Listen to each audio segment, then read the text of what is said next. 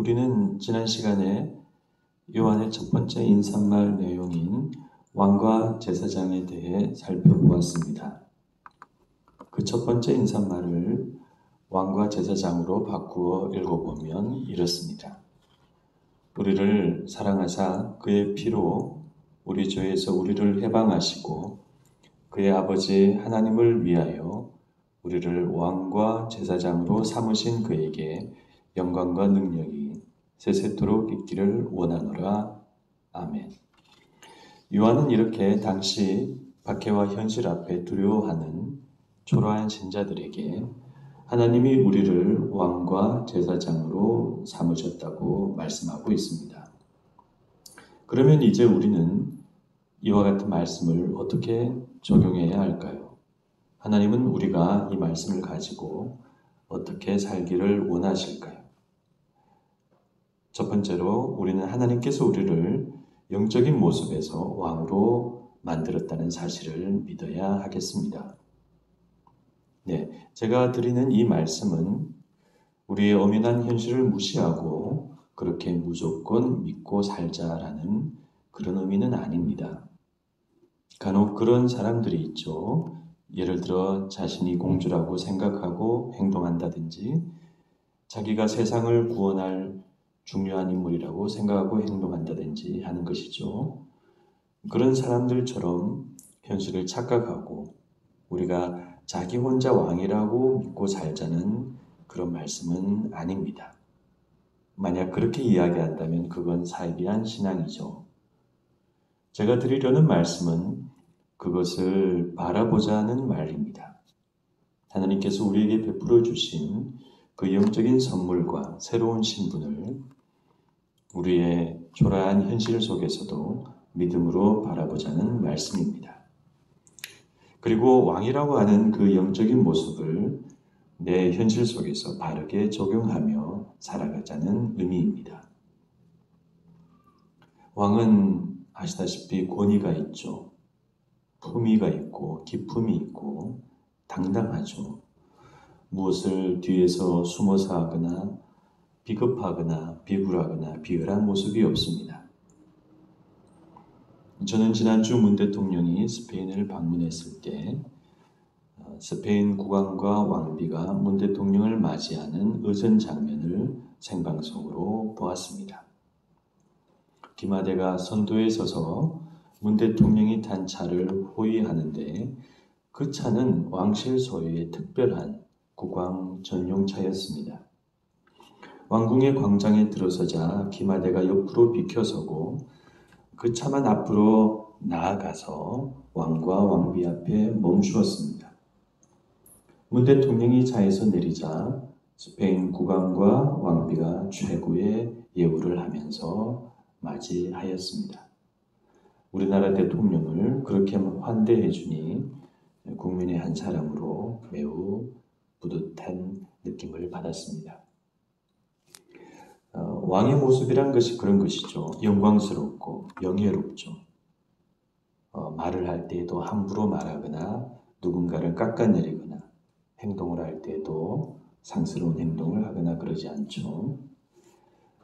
저는 예전에 대천덕 신부가 살아계실 때 강원도 태백에 있는 예수원을 방문한 일이 있습니다.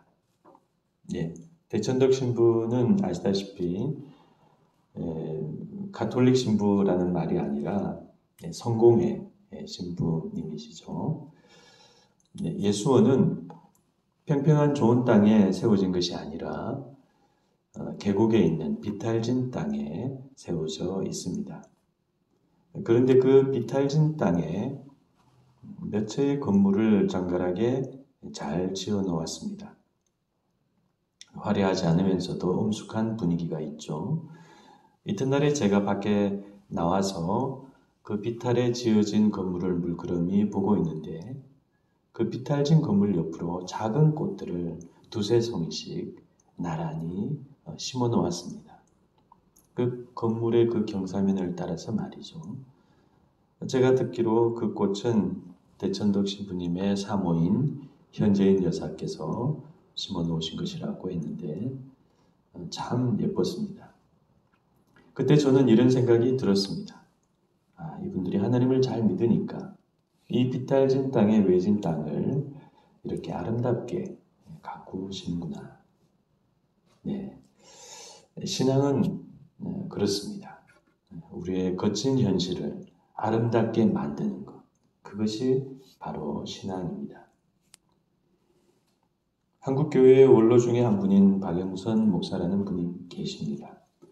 서울의 남포교회를 오랫동안 섬기시고 책도 많이 쓰시고 그 교단에서도 존경받고 영향력이 큰 분입니다.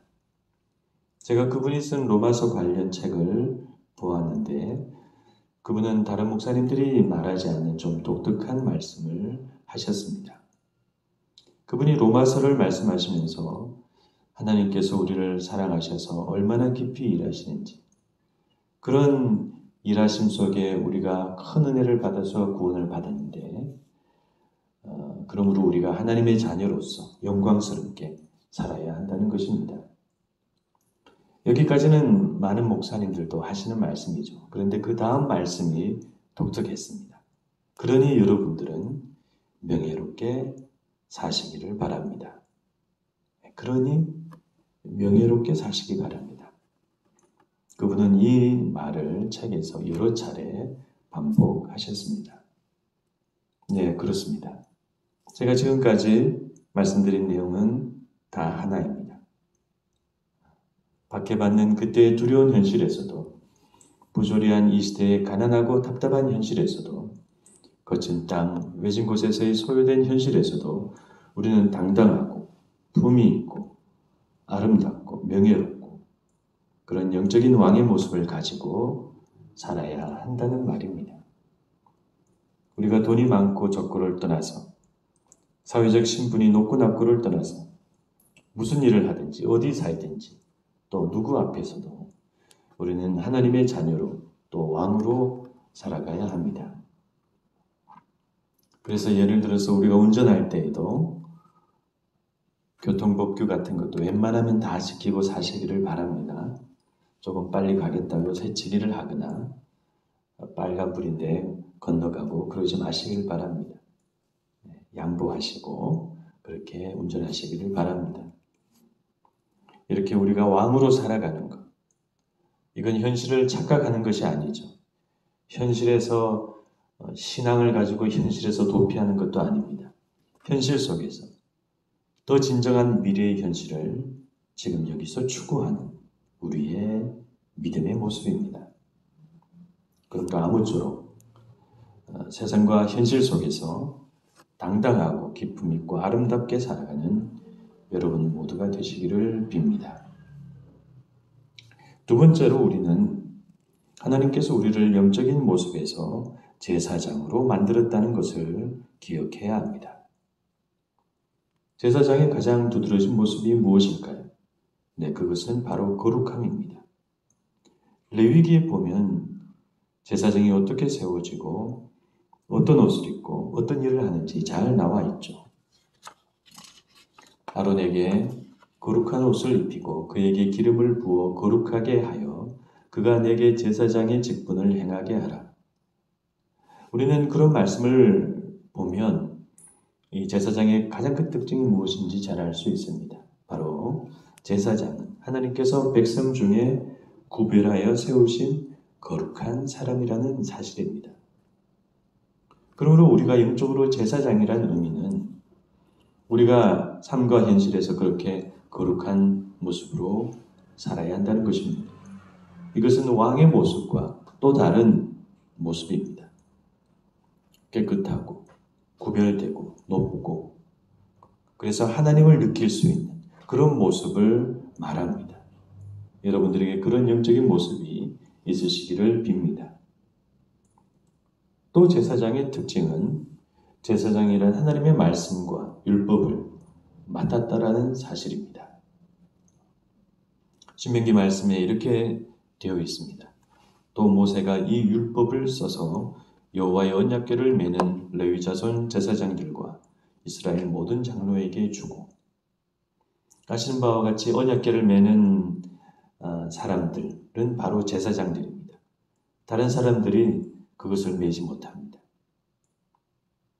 이렇게 율법과 언약궤를 제사장에 맡긴 것은 단지 율법과 언약궤를 수호하라는 그런 의미가 아니라 그 말씀을 바르게 받아서 이해하고 백성들을 가르치고 또 가장 모범적으로 그것을 실천하는 사람이 되라는 의미입니다. 그것이 그 율법을 지키는 그 의무이죠. 하나님은 제사장들이 그런 역할을 하기를 원하셨습니다. 그러나 나중에 우리가 이스라엘 역사를 보면 결국은 제사장들이 타락해버리고 말죠. 그들은 하나님을 위한 제사장이 아니라 백성들을 위해 군림하는 세상 종교의 제사장들과 같이 되어버리고 말았습니다. 그래서 하나님은 말라기서에서 이렇게 제사장들을 책망하십니다. 제사장의 입술은 지식을 지켜야 하겠고 사람들은 그의 입에서 율법을 구하게 되어야 할 것이니 제사장은 만군의 여호와의 사자가 됨이거늘 너희는 옳은 길에서 떠나 많은 사람을 율법에 거스르게 하는도다. 그러므로 우리는 이와 같은 내용들을 통해서 제사장의 가장 큰 특징 중에 하나는 바로 하나님의 말씀과 뜻을 온전히 가지고 있는 사람이라는 것을 알 수 있습니다. 사람들이 그에게서 하나님의 말씀과 뜻을 찾을 수 있는 사람이 되어야 하는 것입니다.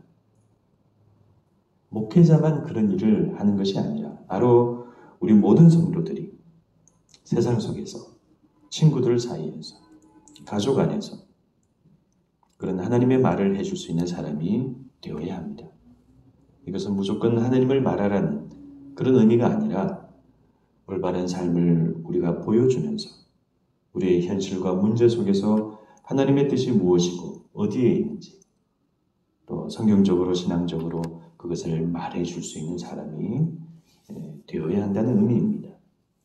그래서 축복을 하려면 또 축복할 일이 있으면 축복을 하고 격려할 일이 있으면 격려하고 위로할 일이 있으면 위로하고 또 그것이 하나님의 뜻이 맞지 않으면 아니라고 하고 그렇게 우리가 살아가는 모습이 바로 오늘날의 제사장입니다.